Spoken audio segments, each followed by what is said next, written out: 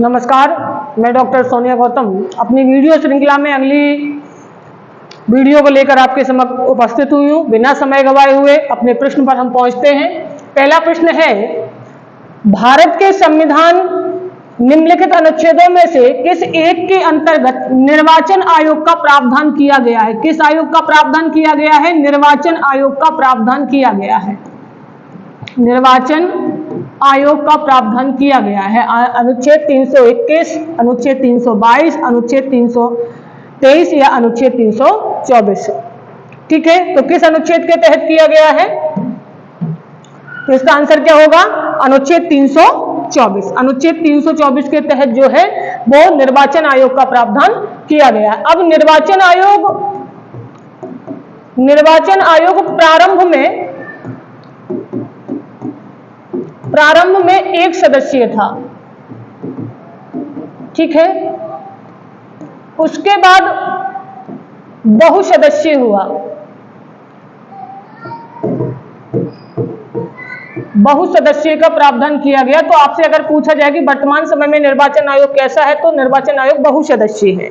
चलिए आगे बढ़ते हैं। लोकसभा के लिए निर्वाचन के बारे में निम्नलिखित में से कौन सा कथन सही नहीं है? तो सबसे पहला अंडरलाइन करना है, सही नहीं है। कौन सा नहीं है? निर्वाचन वयस्क मताधिकार के आधार पर होता है, सही है। निर्वाचकों का संचालन निर्वाचन आयोग करता है। निर्वाचन के लिए मतदाताओं की सूची को राष्ट्रपति के निर्देश व नियंत्रण पर तैयार किया जाता है।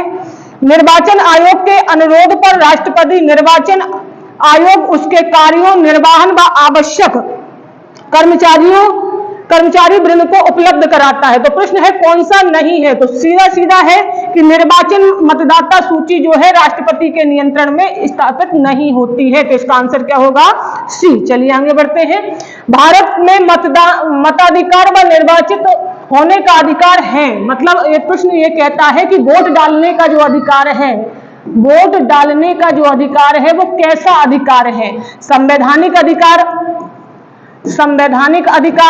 मूल अधिकार, विधिक अधिकार एक अधिनियम के अंतर्गत, या इनमें से कोई नहीं। तो आपको ये पता है कि वोट डालने का अधिकार एक विधिक अधिकार है।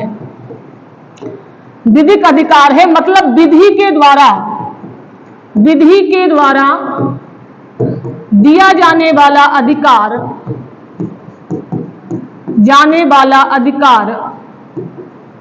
क्या कहलाता है? विधिक अधिकार कहलाता है। चलिए आगे बढ़ते हैं। भारत के मुख्य निर्वाचन आयोग की पदावधि होती है 5 वर्ष राष्ट्रपति के प्रसाद पर्यंत, 6 वर्ष 65 वर्ष की आयु जो भी पहले पूरी हो जाए, 5 वर्ष या 65 वर्ष की आयु जो भी पहले पूरी हो जाए। ठीक है, तो देखिए संविधान के निर्वाचन आयुक्त की जो है वो 6 वर्ष या 65 वर्ष की आयु जो है वो जो भी पहले पूरी हो जाए। इसका आंसर होगा सी। चलिए आगे बढ़ते हैं। नवनियुक्तों द्वारा 18 वर्ष की आयु पर मताधिकार की पहली बार प्रयोग किया गया किस आम चुनाव में? ठीक है, क्योंकि ये प्रश्न है क्योंकि 89 में संविधान संशोधन के माध्यम से पहले आयु कितनी थी? 21 साल, फिर कर दी गई कितनी? 18 साल। तो पहला चुनाव कब हुआ? 1987 में, 1988 में, 1989 में या फिर 1990 में? तो इसका आंसर क्या होने वाला है? 1989 में। 1989 में पहले आम चुनाव में 21 साल से घटाकर 18 साल कर दी गई थी।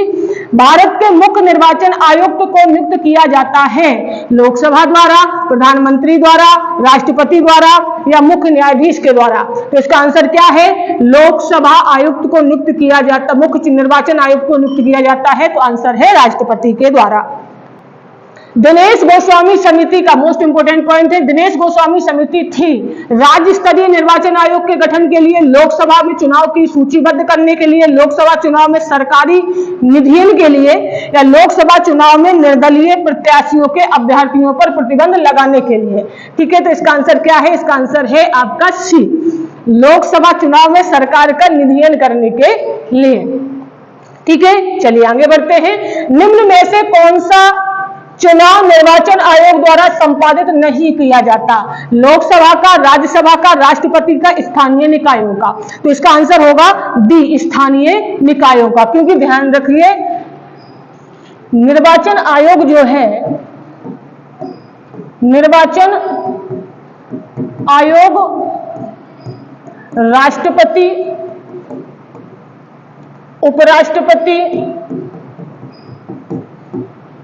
लोकसभा एवं राज्य की विधानसभाओं का चुनाव करवाता है, जबकि राज्य निर्वाचन आयोग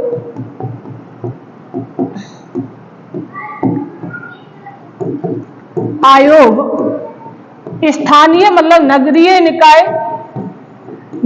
निकाय व ग्राम पंचायत का चुनाव करवाता है। तो प्रश्न ये है कि चुनाव आयोग किसके चुनाव संपन्न नहीं करवाता है? आंसर क्या है? नहीं करवाता है। तो आंसर होगा डी, स्थानीय निकायों के। 2009 में लोकसभा चुनाव में निर्वाचन की संख्या मिलियंस में 1 मिलियन बराबर 10 लाख लगभग कितनी थी? 815 मिलियन, 613 मिलियन, 714 मिलियन और 903 मिलियन। तो इसका आंसर क्या होगा? 714 मिलियन। उस देश में अनुपातिक प्रतिनिधित्व आवश्यक नहीं है जहां कोई आरक्षित निर्वाचन क्षेत्र है, 2 दलीय प्रणाली विकसित हुई है, पहला आए सब ले जाए पद्धति का प्रचलन में है, राष्ट्रपति और संसदीय शासन प्रणाली का सम्मिश्रण है। ठीक है, तो जिसमें केवल 2 दलीय प्रणाली का विकास है, उन देशों में अनुपातिक प्रतिनिधित्व का सिद्धांत लागू नहीं होता है। चलिए आगे बढ़ते हैं। दिनेश गोस्वामी समिति का संबंध किससे है? बैंकों के केंद्रीकरण की समाप्ति से, निर्वाचन सुधार से, पूर्वोत्तर में उपद्रव समाप्त करने के उपायों से या चकमा समस्या से। ठीक है, तो आंसर क्या होगा? निर्वाचन सुधारों के लिए दिनेश गोस्वामी समिति का गठन किया गया था। लोकसभा, राज्य विधानसभाओं के चुनाव में मतदान करने वालों की न्यूनतम आयु 21 वर्ष से घटाकर 18 वर्ष कर दी गई थी। ऑप्शन ए 44वें संविधान संशोधन द्वारा, 52वें संविधान संशोधन द्वारा, 61वें संविधान संशोधन द्वारा, 72वें संविधान संशोधन द्वारा। आंसर क्या है? 61वें संविधान संशोधन के द्वारा। न्यायालय द्वारा अपराधी घोषित किए गए व्यक्ति को चुनाव लड़ने के लिए आयोग करार दिया गया है। भारत सरकार के द्वारा, सर्वोच्च न्यायालय के द्वारा, निर्वाचन आयोग के द्वारा या फिर संसद के द्वारा। चुनाव के लिए आयोग घोषित करने का अधिकार किसका है? तो आंसर है निर्वाचन आयोग का। यदि किसी राज्य विधानसभा के निर्वाचन में निर्वाचित घोषित होने वाला प्रत्याशी अपनी निश्चित राशि खो देता है, इसका अर्थ क्या है? मतदान बहुमत कम हुआ, बहुसदस्यीय निर्वाचन क्षेत्र के लिए निर्वाचन था, निर्वाचित प्रत्याशी अपने निकटतम प्रतिद्वंदी पर विजय बहुत कम मतों से की, निर्वाचन लड़ने वाले प्रत्याशी की संख्या बहुत अधिक थी। ठीक है, तो इसका आंसर क्या है? प्रश्न समझ लीजिए। यदि किसी राज्य विधानसभा के निर्वाचन में निर्वाचित घोषित होने वाला प्रत्याशी अपनी निश्चित राशि खो देता है, तो इसका अर्थ क्या होगा? ठीक है, इसका अर्थ होगा निर्वाचन लड़ने वाले प्रत्याशियों की संख्या बहुत अधिक थी। सांसदों का अयोग्यता संबंधी विवाद का निर्णय कौन करता है? राष्ट्रपति करता है, संबंधित संसद करती है, निर्वाचन आयोग करता है। निर्वाचन आयोग की परामर्श पर राष्ट्रपति द्वारा किया जाता है। तो इसका आंसर है निर्वाचन आयोग की परामर्श पर राष्ट्रपति के द्वारा किया जाता है। निम्न में से किसका संबंध चुनाव आयोग से नहीं है? चुनाव की अधिसूचना जारी करना, चुनाव चिन्ह का बंटवारा करना, चुनाव की वैधता का निपटारा करना, चुनाव शांतिपूर्ण ढंग से संपन्न कराना। तो इसका आंसर क्या होगा? ये चुनाव की अधिसूचना जारी करने का काम नहीं होता है, क्योंकि चुनाव की अधिसूचना राष्ट्रपति के द्वारा जारी की जाती है। ठीक है, बाकी तीनों काम निर्वाचन आयोग करता है। राष्ट्रपति का चुनाव निम्न में से किसके द्वारा संचालित किया जाता है? लोकसभा स्पीकर द्वारा, प्रधानमंत्री कार्यालय द्वारा, संसदीय मंत्री द्वारा या भारत के निर्वाचन आयोग के द्वारा। तो इसका आंसर क्या होगा? भारतीय निर्वाचन आयोग के द्वारा राष्ट्रपति का चुनाव करवाया जाता है। निम्नांकित कार्यों में से कौन सा एक कार्य भारत के निर्वाचन आयोग द्वारा संपादित नहीं होता है? मतदाता सूची तैयार करना, उसका निर्देशन व नियंत्रण करना, संसद व प्रत्येक राज्य की विधानमंडल का चुनाव का संचालन करवाना, राष्ट्रपति उपराष्ट्रपति पदों के लिए चुनाव का संचालन करवाना, विधानमंडल के चुनाव के लिए उचित प्रावधान करना। ठीक है, कौन सा नहीं है? तो इसका आंसर क्या है? डी। राजनीतिक दलों को संवैधानिक मान्यता प्रथम बार मिली थी कब? 1975 में, 1985 में, 1975 में या 1995 में? ठीक है, तो इसका आंसर क्या होगा? इसका आंसर होगा 1975 में। चलिए आगे बढ़ते हैं। मुख्य चुनाव आयुक्त को पदच्युत किया जा सकता है किसके द्वारा? संसद के दोनों सदनों के 2/3 बहुमत द्वारा। उस प्रक्रिया द्वारा जो सर्वोच्च न्यायालय के न्यायाधीशों पर लागू होती है। भारत के मुख्य न्यायाधीश के परामर्श पर राष्ट्रपति द्वारा, मंत्रिपरिषद की परामर्श के पर राष्ट्रपति के द्वारा। तो प्रश्न है कि मुख्य निर्वाचन आयुक्त मतलब मुख्य चुनाव आयुक्त को पद से हटाया जा सकता है उसी प्रक्रिया के द्वारा जिस प्रक्रिया के माध्यम से सर्वोच्च न्यायालय के न्यायाधीश को हटाया जाता है। कौन सी प्रक्रिया है? तो है सिद्ध कदाचार। सिद्ध कदाचार व असमर्थता के आधार पर, असमर्थता के आधार पर मुख्य निर्वाचन आयुक्त को भी पद से हटाया जा सकता है। मुख्य निर्वाचन आयुक्त को पदच्युत किया जा सकता है मुख्य न्यायाधीश सुप्रीम कोर्ट द्वारा, राष्ट्रपति द्वारा, मंत्रिमंडल के प्रस्ताव द्वारा या संसद के दोनों सदनों के 2/3 बहुमत से प्रमाणित कदाचार के आधार पर। तो इसका आंसर क्या है? डी, संसद के दोनों सदनों के 2/3 बहुमत से प्रमाणित के कदाचार के आधार पर। निर्वाचन आयोग में 3 सदस्यीय आयोग किस वर्ष बनाया गया था? 1982 में, 1988 में, 1989 में या 1990 में? ठीक है, तो आंसर क्या है? 1989 में निर्वाचन आयोग कैसा हुआ है? 3 सदस्यीय हुआ है। निम्नलिखित में से कौन भारत के मुख्य निर्वाचन आयोग के सदस्य नहीं थे? Doctor S Gill, BN Lohani, TS Krishnamurthy, B Lyngdoh. कौन नहीं थे? तो आंसर है NB लोहानी जो है वो निर्वाचन आयोग के सदस्य नहीं थे। निम्नलिखित में से कौन एक दल राष्ट्रीय राजनीतिक दल नहीं है? भारतीय communist party, Bharatiya Janata party, Telugu Desam party, Indian national Congress. ठीक है, तो इसका आंसर क्या है? तेलुगु देशम पार्टी जो है वो राष्ट्रीय दल नहीं है। किसी दल को राष्ट्रीय दल के रूप में स्वीकृति तब मिलती है जब कुल मतदान का 5% प्राप्त करता है, सभी चुनाव क्षेत्रों में चुनाव लड़ता है, 4 से अधिक राज्यों में सत्ता प्राप्त कर सकता है, 4 या अधिक राज्यों में हुए मतदान का 6% प्राप्त करता है। तो इसका आंसर क्या है? इसका आंसर है 4 से अधिक राज्यों में हुए मतदान में अगर वो 6% प्राप्त करता है। भारत के निर्वाचन आयोग द्वारा निम्नलिखित राजनीतिक दलों में से राष्ट्रीय दल के रूप में मान्यता प्राप्त नहीं किया गया है। National Congress party, Bahujan Samajwadi party, communist party of India या समाजवादी पार्टी। ठीक है, तो राष्ट्रीय दल के रूप में समाजवादी पार्टी को मान्यता नहीं मिली है अभी तक। आंतरिक दलीय लोकतंत्र उपयोग होता है किसके लिए? ऑप्शन ए, ऐसी सरकार के लिए जो कई दलों द्वारा साझा कार्य के साथ गठित की गई हो, ऐसे दल के लिए जो शासन गठित करने वाले दल अथवा दलों के निकटतम हो, दल का अंतरतम चुनाव दल के पदाधिकारियों का चयन हेतु समय समय पर हो, या शासन की गोपनीयता जो शासन की साझेदारी करने में 4 वाले दलों के बीच में हो। तो इसका आंसर क्या है? इसका आंसर है आंतरिक दलीय लोकतंत्र का उपयोग कहाँ होता है? तो दल के आंतरिक चुनाव में जो दल के पदाधिकारियों के चयन हेतु समय समय पर किया जाता है। इसका आंसर क्या होगा? सी। भारत के विभिन्न राजनीतिक दलों को राष्ट्रीय या क्षेत्रीय दल का दर्जा देने का अधिकार किसको है? संसद को है, राष्ट्रपति को है, चुनाव आयोग को है या सर्वोच्च न्यायालय को है? तो इसका आंसर क्या होगा? सी। इसका आंसर है चुनाव आयोग को है। निम्नलिखित में से कौन सा क्षेत्रीय राजनीतिक दल है? कांग्रेस, भारतीय जनता पार्टी, CPI या अकाली दल? तो इसका आंसर क्या होगा? ये पंजाब में है आपका अकाली दल है जो है वो क्षेत्रीय पार्टी है, नेशनल पार्टी नहीं। लोकसभा के अध्यक्ष द्वारा आधिकारिक तौर पर एक राजनीतिक दल अथवा राजनीतिक दलों के गठबंधन विपक्ष में मान्यता हेतु कम से कम कितना होना चाहिए? 50 सदस्य, 60 सदस्य, 80 सदस्य, लोकसभा के कुल सदस्य संख्या का 1/3। ठीक है, तो एक मजबूत विपक्ष, मजबूत विपक्ष मजबूत लोकतंत्र की पहचान होता है। ठीक है, यदि आपको 60 सीटें भी प्राप्त नहीं हैं तो आप मजबूत विपक्ष के रूप में सदन में नहीं बैठ पाओगे। दल बदल निरोधक अधिनियम जिस तिथि को पारित हुआ वह तिथि कौन सी थी? 17 फरवरी 1985, 15 फरवरी 1985, 30 मार्च 1985 या 21 अप्रैल 1985? तो इसका आंसर है 30 मार्च 1985। निम्नांकित में से कौन एक दल बदल कानून विरोध में आच्छादित नहीं है? किसी दल में एक साथ पूर्ण दल बदल, किसी दल में विभिन्न चरणों में बड़े पैमाने पर दल बदल, एक साथ लघु दल बदल, संसद के दल के सदस्य द्वारा सरकार को बचाने या गिराने में मतदान करना। ठीक है, तो इसका आंसर क्या है? दल बदल निरोधी कानून आच्छादित नहीं है, तो इसका आंसर होगा बी। संसद के दोनों सदनों में सदस्य की सदस्यता समाप्त करने का निर्णय पहले राष्ट्रपति किसका परामर्श प्राप्त करता है? मतलब ये कि संसद के सदस्य की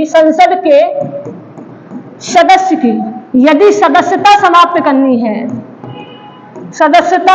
करनी है तो उस पर राष्ट्रपति किसकी सलाह लेगा? राष्ट्रपति किसकी सलाह लेगा? सर्वोच्च न्यायालय की, निर्वाचन आयोग की, भारत का अटॉर्नी जनरल की और भारत का सॉलिसिटर जनरल की। तो आंसर क्या होगा? निर्वाचन आयोग की। भारत में दलबदल संबंधी मामलों पर अंतिम निर्णय देने का अधिकार किसके पास है? सदन के अध्यक्ष का, सत्ता पक्ष के नेता का, संबंधित दल के नेता का, निर्वाचन आयोग का। तो इसका आंसर क्या होगा? दल बदल। ध्यान रखना, अगर अयोग्यता दल बदल के आधार पर है तो निर्णय लोकसभा अध्यक्ष लेगा। लोकसभा अध्यक्ष लेगा और राज्यसभा में निर्णय राज्यसभा का सभापति लेगा। चलिए, सामान्य निर्वाचन हेतु एक निर्वाचन क्षेत्र का निर्धारण किया जाता है राष्ट्रपति के द्वारा, भारत के निर्वाचन आयोग के द्वारा, जनगणना आयोग के द्वारा या परिसीमन आयोग के द्वारा। ठीक है, तो सामान्य निर्वाचन हेतु निर्वाचन क्षेत्र का निर्धारण किया जाता है परिसीमन आयोग के द्वारा। किसके द्वारा? परिसीमन आयोग के द्वारा। भारत के निर्वाचन आयुक्त को उसके पद से कौन हटा सकता है? मुख्य निर्वाचन आयुक्त, प्रधानमंत्री, मुख्य निर्वाचन आयोग के प्रतिवेदन पर राष्ट्रपति या भारत का मुख्य न्यायाधीश। तो आंसर क्या है? मुख्य निर्वाचन आयुक्त के प्रतिवेदन पर भारत का राष्ट्रपति। मुख्य निर्वाचन आयुक्त अपने कार्यकाल की समाप्ति से पहले कैसे हटाया जा सकता है? संघ लोक सेवा आयोग के सदस्यों की तरह, सर्वोच्च न्यायालय के जजों की तरह, सर्वोच्च न्यायालय की संतुति पर या मंत्रिमंडल की संतुति पर। तो इसका आंसर क्या होने वाला है? 2 बी है इसका आंसर, सर्वोच्च न्यायालय के जजों के आधार पर। जैसे जज को हटाया जाता है वैसे ही। भारत के प्रथम निर्वाचन आयुक्त कौन थे? Doctor Nagendra Singh, SP Sen Verma, Sukumar Sen, T Swaminathan. इसका आंसर क्या है? सुकुमार सेन। भारत के मुख्य चुनाव आयोग की अवधि होती है 5 वर्ष, 6 वर्ष, 65 वर्ष की आयु, 5 वर्ष, 6 वर्ष, 65 वर्ष की आयु, 6 वर्ष या 70 वर्ष की आयु। ठीक है, तो आंसर क्या है? 6 वर्ष या 65 वर्ष की आयु, जो भी पहले पूरी हो जाए। वोट देने का अधिकार है एक सामाजिक अधिकार है, व्यक्तिगत अधिकार है, संवैधानिक अधिकार है या विधिक अधिकार है? तो आंसर क्या है? डी आंसर है, एक विधिक अधिकार है।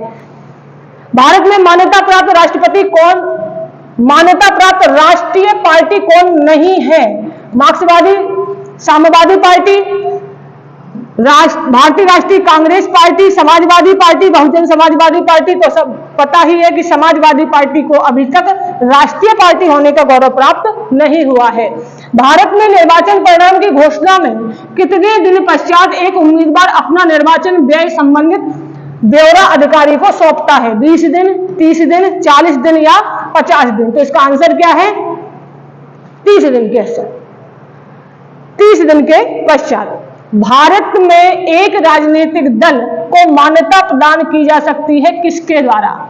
चुनाव आयोग के द्वारा, उच्चतम न्यायालय के द्वारा, संसद के द्वारा या राष्ट्रपति के द्वारा? तो इसका आंसर क्या होगा? ए, निर्वाचन आयोग या चुनाव आयोग के द्वारा। राज्य निर्वाचन आयुक्त अपदस्थ किया जा सकता है राज्यों के राज्यपाल द्वारा, राज्य विधानसभा द्वारा, मुख्यमंत्री द्वारा जारी आदेश के द्वारा, उच्च न्यायालय के न्यायाधीश को अपदस्थ करने की प्रक्रिया के समान प्रक्रिया के द्वारा। ठीक है, तो इसका आंसर क्या है? डी। राष्ट्रीय पार्टी की श्रेणी प्राप्त करने के लिए किसी भारतीय राजनीतिक पार्टी को कम से कम कितने राज्यों में मतों के आधार पर मान्यता प्राप्त करना आवश्यक है? 3 राज्यों में, 4 राज्यों में, 5 राज्यों में या फिर 6 राज्यों में? ठीक है, तो इसका आंसर क्या है? कम से कम 4 राज्यों में राज्य स्तरीय पार्टी का दर्जा प्राप्त हो और कुल वैध मतों का 6% उसे प्राप्त हो जाए। भारत के राष्ट्रपति द्वारा नियुक्त मुख्य चुनाव आयुक्त को संविधान के द्वारा दी गई एक विशेष प्रक्रिया का पालन किए बगैर हटाया नहीं जा सकता। यह वही प्रक्रिया है जिसको हटाने के लिए अपनाई गई थी। सर्वोच्च न्यायालय के न्यायाधीश को, राष्ट्रपति को, उपराष्ट्रपति को, संघ लोक सेवा आयोग के अध्यक्ष को। तो इसका आंसर क्या होगा? सर्वोच्च न्यायालय के न्यायाधीश को। निम्न में से किस चुनाव में चुनाव आयोग की भूमिका नहीं है? किसके चुनाव में? राष्ट्रपति के चुनाव में, राज्यसभा सदस्यों के चुनाव में, उपराष्ट्रपति के चुनाव में, लोकसभा अध्यक्ष के चुनाव में। ठीक है, तो किसमें चुनाव आयोग की कोई भूमिका नहीं है? तो लोकसभा अध्यक्ष के चुनाव में चुनाव आयोग की कोई भी भूमिका नहीं है। चलिए आगे बढ़ते हैं। भारतीय संविधान के किस अनुच्छेद में निर्वाचन आयोग का वर्णन है? अनुच्छेद 286, अनुच्छेद 324, अनुच्छेद 356, अनुच्छेद 382। तो अनुच्छेद 324 के तहत भारत में निर्वाचन सूची तैयार करने की जिम्मेदारी किसके पास है? निर्वाचन आयोग के पास, निर्वाचन अधिकारी के पास, संसद के पास या स्थानीय प्रशासन के पास? इनका आंसर क्या होगा? निर्वाचन आयोग के पास।